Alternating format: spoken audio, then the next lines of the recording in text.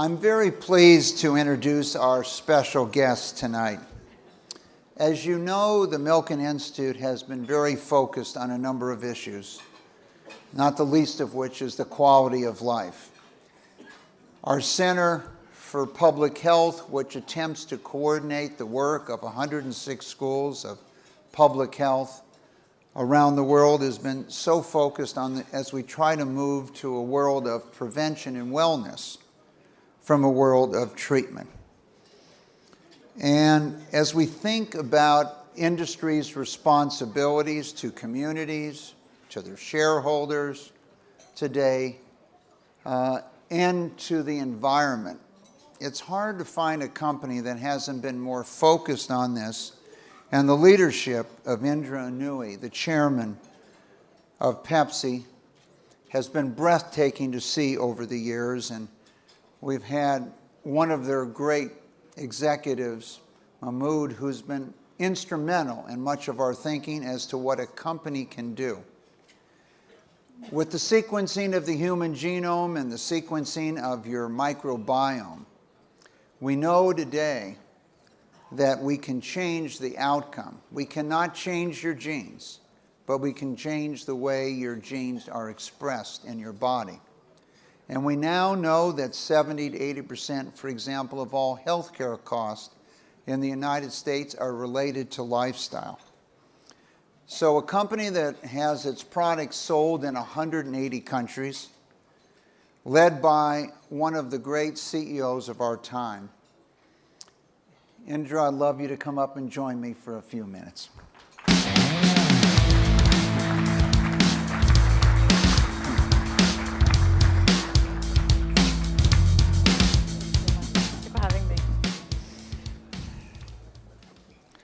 So Indra, thank you for joining us. And thank you for having me. As I was sitting there tonight rereading Performance with Purpose, and a letter you wrote to the shareholders of PepsiCo, talking about products, environment, and other issues, I think it'd be interesting for the group tonight to understand where the concept came from and how you've implemented that.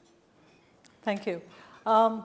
PepsiCo, just to give you a brief introduction, is about a $65 billion company, has a diversified portfolio of beverages, snacks, and nutrition products, and operates, as Michael said, in 180 countries. The company's been around for a long time. PepsiCo in its current form, which was resulting from the merger of Pepsi-Cola and Frito-Lay, the company is about 51 years old, but Pepsi-Cola is over 100 years old, and Frito-Lay is very old too, and Quaker Oats is very old too. So it's three old companies that came together. This is my 10th year as CEO of PepsiCo. And when I was president, before I was... Can we keep it down a little over in the corner there? Thank you. And from 2000 to 2006, I was president of the company, then became CEO. And when I was president, I was always thinking through what PepsiCo should be over the next decade or two, because the CEO, Steve Reinemund, and I were working very closely together on how to position PepsiCo for the future. And then in 2006, when I was appointed CEO, the first thing that I had to think through is, what kind of a company do I want to run? Because as I looked around, we had some choices. I could run the company for the duration of the CEO as opposed to the duration of the company. What's the difference? If you're running the company for the duration of the CEO, the day you become CEO, you announce a major restructuring charge, and then you ride what they call the alpha.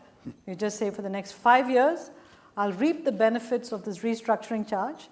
I'll just say the previous CEO did everything wrong. I can always, that's what most CEOs do. Books have been written about it. Indra, I want you to know, we once financed a company, and the CEO is going to retire. And in the job search, he required that whoever followed him could not take a write-off for 5 years. Well, I have to tell you, Michael, I can't tell you how many investors said to me, why aren't you taking a restructuring charge? Take a gigantic one, then ride the alpha, whatever this thing alpha means. I think it's a bad word. We've got to eliminate it. But so choice one was I could take a big restructuring charge and then ride the restructuring charge for 5 years and then say I'm retiring. The average duration of a CEO today is 5 to 6 years. I'd have made a lot of money. I could retire. The second choice I had was to sit back and say, wait a minute, do I really want that sort of a reputation as having been a CEO that took a gigantic restructuring charge and enriched herself at the expense of everybody? Or think about how this company can last for several years, for generations. But in the course of doing that, it's going to be unpopular. I don't know if I was going to have the support of the board and the employees, and more importantly, the retirees. When you have companies that have been around for a while, the retirees are a very vocal group. And when they band together, they can make your life a living hell. So I had to balance all of these things. And at the end of the day, I went around the company talking to a lot of employees, young and old. And one of the things that became very, very clear was employees wanted to come to work in a company like PepsiCo because there was a purpose to them getting up in the morning and coming to work. Making money is not a purpose. Making money is an outcome. They really wanted to bring together their lives and their livelihoods. They kept asking me, what is this company about? What are we going to be in 5 years and 10 years that's going to make a difference to the world? And from that was born Performance with Purpose. And it's important that I articulate for you what it is. PepsiCo is always a performance company. We are not a non-profit company. We're not here for returning money like a utility. So we knew we had to be a high-performance company. But what if we were to balance level and duration of returns? What if we were to think about returns over a long period as opposed to running the company hard over a short time and then going bust? And if we were then to create a purpose which in fact helped us make money better. And so we articulated purpose in 3 planks. The first is what we call human sustainability. How do we take our portfolio of products, make them healthier, reduce the sugar, fat, sodium in our portfolio, dial up the nutrition, and really become a responsible citizen when it comes to nutrition in the communities in which we operate. So that was human sustainability. The second part of purpose was environmental sustainability. What if we reduced our carbon footprint? What if we increased the recycling, the biodegradability of our packaging, compostability? And the third was talent sustainability. What if we created an environment in PepsiCo where our employees could actually bring their whole selves to work? Because I noticed that our employees would park themselves at the door, come in and be somebody else in the company, then pick themselves up when they left. Yet every employee was also a mother, a father, an aunt, uncle, a sister, brother. They all had other commitments outside the company. So this was a profound change, and Performance with Purpose was about how to change the way we make money. Because if we didn't change the portfolio, we couldn't make money. If we were not environmentally sensible, communities wouldn't give us a license to operate in those communities, and we wouldn't make a lot of money then. And if our people couldn't come in and the best and the brightest walk in the door, we couldn't make money. So Performance with Purpose was an interlinked set of initiatives which together allowed us to make money in a more sensible and sustainable way rather than a boom bust. And when I first came up with Performance with Purpose, I was sure the company would reject it. So I went to the one division that was the biggest skeptic, our Frito-Lay division in Dallas. They rejected everything that came from corporate. So I went to them and I sat them down and I said, this is what I'm thinking about. What do you think about it? They said, let's give it some thought inside Frito-Lay. I left. By the end of the week, in 4 days, they had come up to New York, which they rarely do with these sorts of things, with a whole plan on how to roll out Performance with Purpose. And I said, I've hit the jackpot here. If Frito-Lay is signed up in 4 days, it means this has got tremendous resonance.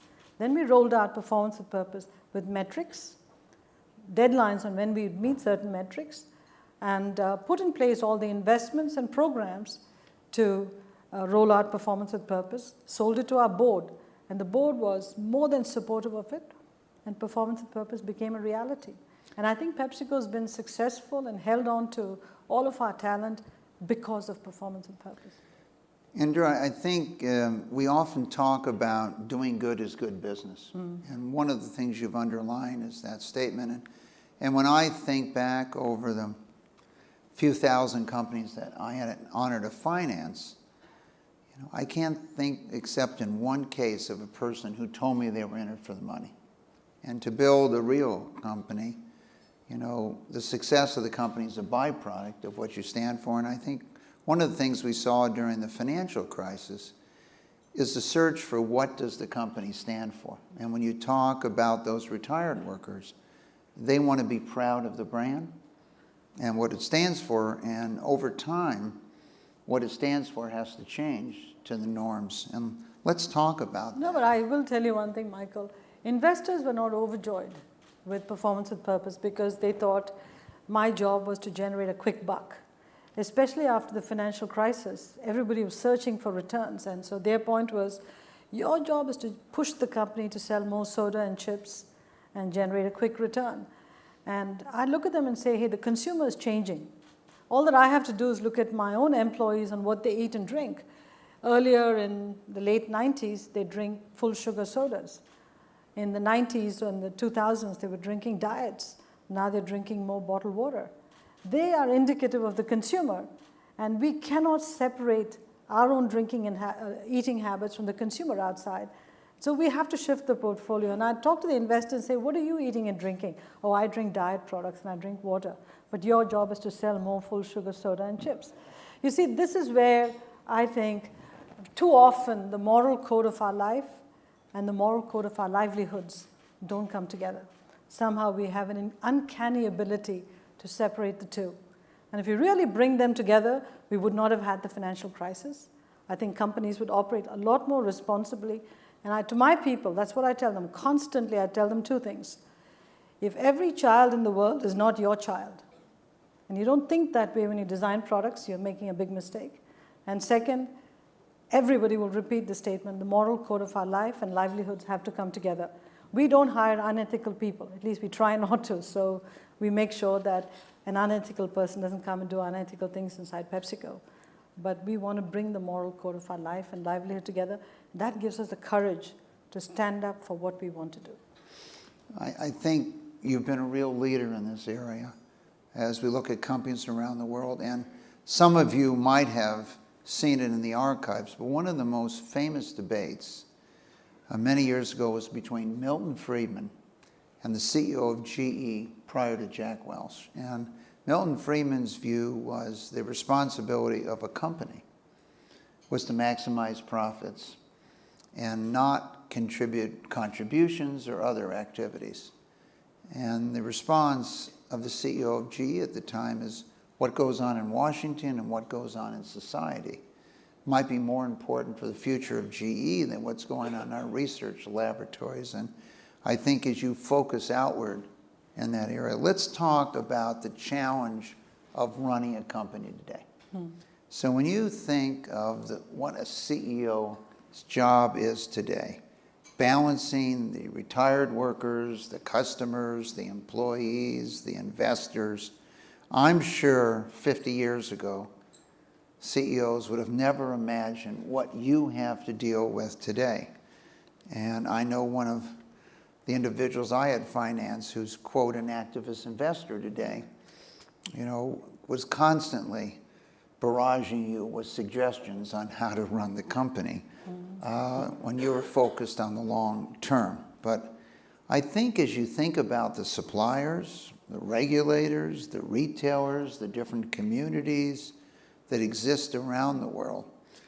Many years ago, one of our directors at the Milken Family Foundation, Peter Ubroff, told me that he felt in the 21st century you had to have an inside CEO to run the business and an outside CEO to interact with the world. Now, you've played both those roles. Could you give us a little perspective how you've successfully been able to do that? I think that CEO roles are difficult. I mean, whether it's a chairman, CEO, or just a CEO, the roles are difficult because the world is complex, especially global companies that have to operate and be sensitive to the issues of so many countries around the world and the employees in each of those countries. These jobs are very difficult. I will tell you one thing. In the past, it used to be sort of train the bottom and brief the top.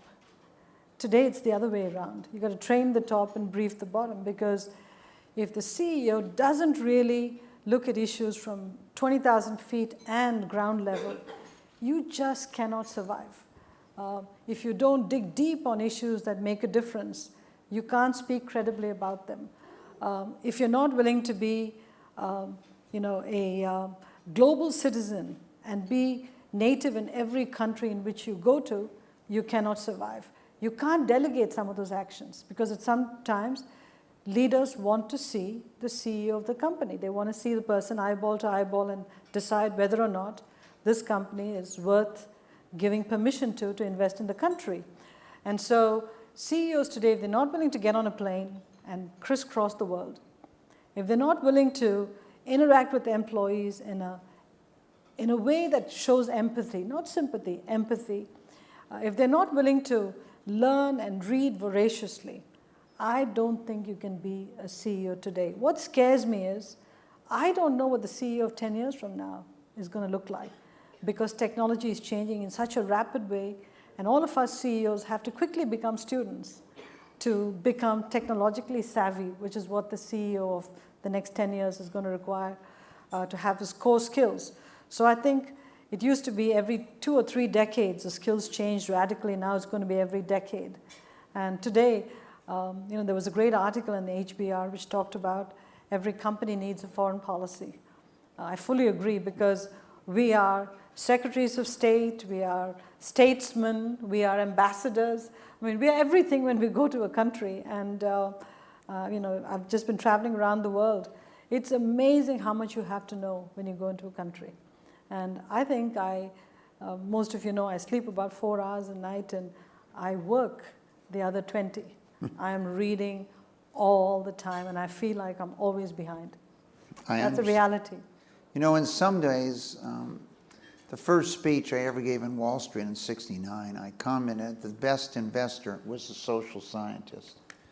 And I think many of the people here who are responsible for pension funds, endowments, sovereign wealth funds, and so on, to be a great investor, you have to kind of follow the directions you've given us. You have to be able to go up to the 20,000 feet and look at the world. And then likewise, you got to get down to the micro level and say, does it work? And I think what you've outlined here is not only the responsibility of a CEO, but really a great CIO. But Mike, I just want to add something here. In the room full of CIOs, many CIOs, wonderful investment officers, how many have really been in a company and run a company? And let me give you an example. Very often, interesting activist investors come into a company. They pull out a spreadsheet, they do an analysis and say, you've got too much G&A. Cut the G&A. Hello, let me educate people on this cutting G&A business, all right? When you have a large company, the only way to cut G&A is if you put in a damn good IT system, which gives you visibility, comparability, automates processes. But IT systems don't come for free. There's going to be a period when you've got legacy systems running with the new system that takes a while to get in. So you've got double the G&A running for a while till the new system is up and running. How do you explain these things to an investor who's never been in a company and put in an ERP system?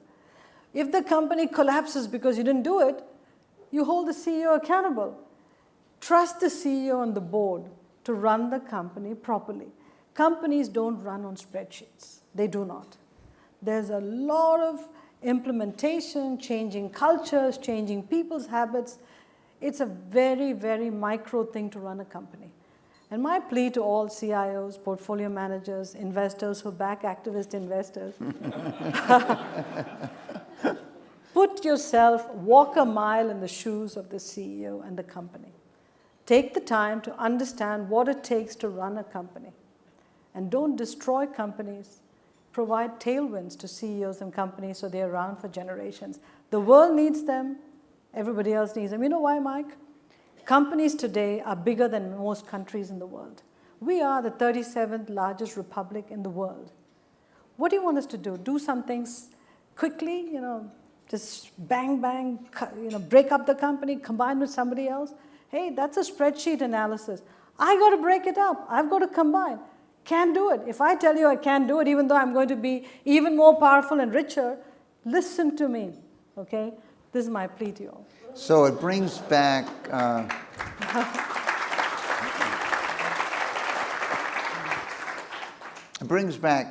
two thoughts that I've had that you just brought up. So for about 6 years, I was partners with Larry Ellison. and you know full well whether you're installing SAP or Oracle, it's a very difficult thing. Extremely. So I would get a call at least once a week. Mike, I know you're friends with Larry. Could you please tell Larry we're going to sue Oracle for everything they've got? Okay, because it's trying to install this central nervous system is destroying our company. So I'd call Larry and said, Larry, I got a very disturbing call. Someone called me and told me that they're going to sue you because it's so painful installing what you've talked about, the system. And Larry would say to me, ask them to please get in line. And they didn't want to sue, they just wanted to work. And the second thing that you brought back to mind is many of our people that work for me, they could be in 5 different industries in a day. Okay, so they've traded the industries and the consumer products, the retail, et cetera, and they of course have extreme expertise as a salesman in running those businesses. And then periodically someone would want to go out and go into business. And I'd say, okay, fine, go. You bought that company, go run it. And after you lost your money, come back and we'll have a spot for them. And unfortunately, most of them came back. And I think the appreciation that you've given us today, the world always looks so simple from the outside. Let me go to another area, and that is women. And we've been very focused on participation with women in our events, and we do not have the same percentage today in Singapore that, let's say, we have in California at the Global Conference, etc. And in 1989, I was the keynote speaker at the Financial World CEO of the Year and also CEO of the Century Award. Sam Walton was in failing health and with cancer, and he passed away a couple years later, and they wanted to give him the CEO of the Century Award. And I noticed on the dais that day, every single industry, the CEO winning the award was a man. And I was thinking about my wife, who was in the audience, Lori, and how uncomfortable it was going to be tonight when I got home. And she told me she will never go to another event where all the honorees are men. And when I think back to '89, if we told everyone that the CEO of IBM was a woman, going to be a woman, and the CEO of General Motors is going to be a woman, and the CEO of the world's largest defense contractor, Lockheed, was going to be a woman, and a woman would be the CEO of PepsiCo. In 1989, you could have got some pretty long odds on that bet. How do you see that with having girls today? How has it been for you, and do you think it's changed? You're in 180 countries, you travel the world. What has PepsiCo done? Because I don't think we can just have governments mandate things. And has there been a substantial change as you look back in your own career? I tell you, I came into the workforce, in the 70s. So life was different then. And I remember when I started at the Boston Consulting Group, there were maybe 4 or 5 women. And, it was not easy because the men wouldn't even give you eye contact. Clients, when they saw a woman walking in the door, would go, groan, do I really need to have a woman on the case team? So those were difficult times. It was even more difficult coming into corporate America because men were uncomfortable dealing with women. And I speak for most of the women in my peer group. We had to work twice as hard and deliver better results than all the men in order to get ahead. So the bar was very high. In a way, that was good. But for those of us who wanted to be wives and mothers too, there were painful trade-offs we had to make, and we should talk about that briefly. Since then, I think life has changed because now companies have come to realize that if you don't recruit from the entire workforce, which includes women and men, companies can't be successful. So bringing women in is a business necessity. Second is most universities, colleges, almost 50% are women. But even more so, they're the toppers in the class. So if you want the best and the brightest, you better really make it an environment where women can be successful. Not just walk in the door, but stay with the company all the way to making it to the top. So it's become a business necessity. And for a company like us in the consumer product space, 85% of our products are bought by women as gatekeepers, as shoppers, or as consumers. So if we don't have women in our company in large numbers, it won't work. So we have women's programs all over the world. 40% of our managers in China are women. In the Middle East, we have a large portion of women. We have manufacturing plants in Saudi Arabia that are just women because men and women are not allowed to work together. We have women managers in Saudi. They sit in a different room and talk to the men across the room, but that's okay. We've created wonderful workplaces for women. In the US, we have daycare centers we're building in all of our facilities so that women can come to work. But I think it's a bigger societal issue we're talking about because women come into the bottom of the company and then the career clock and the biological clock are in conflict with each other. Because when you have to build your career, that's when you have kids, they need you. And as you become senior in your company, your adolescent kids, your teenagers need you. So whether you like it or not, you're always in a conflict situation. I think we're at an interesting point now where we've raised the awareness that we need women in all these positions. We've got books like Lean In and Sheryl Sandberg making the case. We've got Anne-Marie Slaughter saying unfinished business. I remember being with the Prime Minister of Japan a few times where he's talking about how to bring women into the workforce. Everybody's talking about it, but we're not willing to do the basic stuff that needs to be done. So let me just outline 4 or 5 things. First, we have to make many weeks of childcare mandatory. We have no choice. But if we assume that 16 weeks of childcare is plenty, that baby is still 4 months old. You can't leave that baby home alone. So we have to worry about what's going to happen after the 16 weeks.